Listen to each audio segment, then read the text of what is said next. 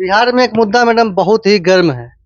अशोक चौधरी जी का भूमियारों पर दिया गया बयान कई तरह से उसको तोड़-मोड़ कर पेश किया जा रहा है। सोशल मीडिया पर बाढ़ आई हुई है विरोध के, वहाँ तक कि पार्टी के प्रवक्ता ही खिलाफ में बोल रहे हैं। आप इस बयान को किस नज़रिए से देखते हैं? आपने ये बयान सुना है? हमने भी सुना है जैसा कि कुछ सोशल मीडिया तो आजकल वायरल हो जाता है, हमने भी देखा, हमने भी सुना है।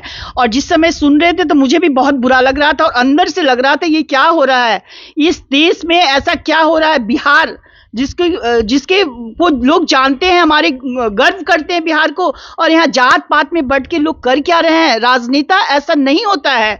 आप हमारे प्रधानमंत्री जी जब ये बताए कि सबका साथ सबका विश्वास, इसी तर्ज पर हमारे मुख्यमंत्री भी चल रहे हैं कि सबका साथ और सबका विकास, वो भी जात पात में नहीं पड़ रहे हैं। उनके लिए जो भूमियार जिसको कहते हैं, हमारा फॉरवर्ड कास्ट, हमारा वो भी उतना ही जरूरत है जितना कि अदर कास्ट। अगर जात पात में बांटने के लिए नेता लोग, मंत्री भी शायद हैं वो, और मंत्री होकर के इस तरह से इतना मतलब अच्छा बयान नहीं है, इस तरह का अगर वो बोलते हैं तो ये बहुत ही बेकार है। हमें भी लगता है कि ये इससे उनकी छवि क्या है वो तो हम लोग सभी जानते हैं, लेकिन हमारे मुख्यमंत्री की छवि पे कहीं न कहीं दाग लगेगा। उनकी छवि अशोक चौधरी जी क्या है शायद हमें भी ये भी जा रहा है कि मुख्यमंत्री के इशारे पर ही बयान दिया गया है। ऐसा कुछ नहीं, हमारे मुख्यमंत्री ऐसा नहीं कर सकते हैं, ये तो किसी और की बात है। लेकिन मैं हर बार जैसे भूमियारों या राजपूतों या ब्राह्मणों की कोई पार्टी तो है नहीं। क्या लगता है कि कहीं इसी ने लेकर के नहीं तो हर बार फॉरवर्डों को टारगेट किया जाता है कि ये खैर ये वर्ग जाएगा कहाँ? ऐसा कुछ नहीं है, ऐसा कुछ नहीं है। भूमियार कोई जात नहीं है। आप खुद समझिए भूमियार क्यों जाना जाता है। भूमियार एक संस्कृति, एक संस्कार है। भूमियार धन बल और अपने कर्म से आगे बढ़ता है। भूमियार किसी जाति में मत बांधिए। भूमियार का एक अलग छवि है और वो भूमियार की छवि आगे बढ़ रही है, और हर पार्टी के लोग बगैर भूमियार के जीत नहीं सकते हैं। ये हम लोग भी जानते हैं और शायद आप भी जानते हैं। यही डर तो छलका उनका जहानाबाद में जब हार गए, आरोप लगा रहे हैं कि भूमियारों ने साथ नहीं दिया वहाँ। अरे जहानाबाद की बात क्या है, शायद अशोक चौधरी जी भी जान रहे हैं और आप सभी जान रहे हैं कि आखिर वहां क्या हुआ है, वो सभी जान रहे हैं। इसमें भूमियार को इस तरह से दोष देना गलत है, भूमियार पर उंगली उठाना गलत है। अन्य लोकसभा को अगर ले लिया जाए तो कई जगह ऐसे भी देखने को मिले कि अति पिछड़ा वोट ने भी भूमियार कैंडिडेट को नकार दिया था। नवादा ही ले लीजिए, नवादा को तो आप भली भांति जानते हैं, हर बार यहाँ एनडीए के प्रत्याशी लगभग 1.5 लाख वोटों से जीतते थे। इस बार मार्जिन घट के 60,000 पर आ गया। मुंगेर में आपने देखा होगा कि किस तरह से अति पिछड़ा वोट जो है अशोक महतो की तरफ चला गया, क्योंकि नीतीश जी भी नेता मानता था, लेकिन अशोक महतो की तरफ चला गया लोग। तो कहीं न कहीं भूमियारों को भी तो अति पिछड़ा ने नकारने का प्रयास किया था।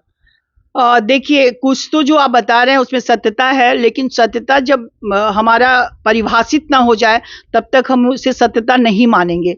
ये सच है कि हमारा नवादा लोकसभा में भी बहुत ऐसे वोट थे जो नहीं दिए गए। कारण क्या था नहीं जान रहे हैं, लेकिन ऐसा हुआ है। और भी बहुत जगह, मुंगेर की बात बताए, सही में ऐसा हुआ, और भी बहुत जगह ऐसा हुआ है। बेगूसराय में भी हुआ, बेगूसराय में बिल्कुल हमारे मिथिलेश तिवारी खड़े हुए थे, वहां उनको वोट नहीं मिला। बहुत सारे ऐसी घटना है, लेकिन अब इस पे ये जात पात में बांट करके लोगों इस पर तो कभी कोई बयान किसी का नेता का नहीं आया फलाने समाज ने भूमियारों को वोट नहीं किया।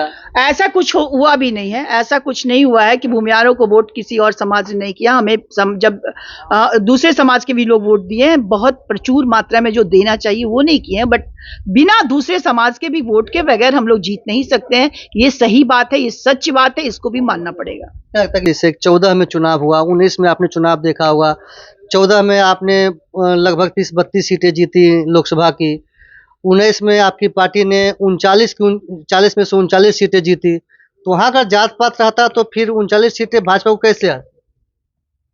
वही तो बात बता रहे हैं कि जात पात से नहीं हो सकता है। हमें जीतने के लिए हर जातों का साथ लेके चलना होता है।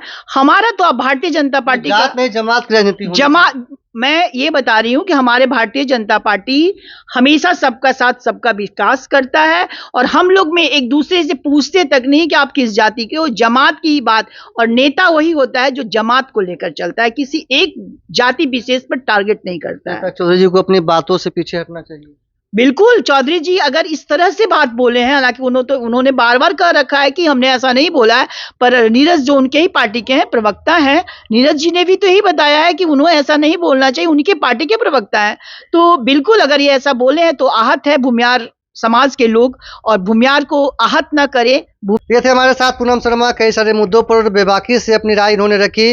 आप भी अपनी राय कमेंट बॉक्स में दीजिए और देखते रहिए सेकुलर लाइव।